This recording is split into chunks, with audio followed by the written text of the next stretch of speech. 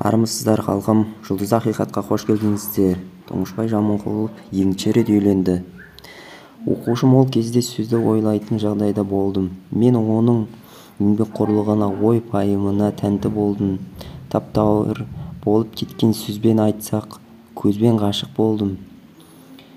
Белді баурап, өзім шешімге бардым. Алдында өмірімнің бәрі жақсы еді демей-ақ қойдым, бірақ оның маған деген үлкен сыйластық сезімге айналды. Бір жасырын жүруге қорқып ашық кетті. Маған біреуге аңызға бар қызықсыз сөзді екі мүшелі кіші, оның жақсы көрсеңіз де көңілдесі болып жүре беріңіз.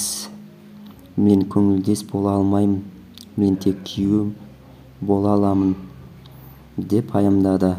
Құдайға шүкір, екі ұлым, бір қызым бар. Үлкен ұлым Мәскеуде университетті бітіріп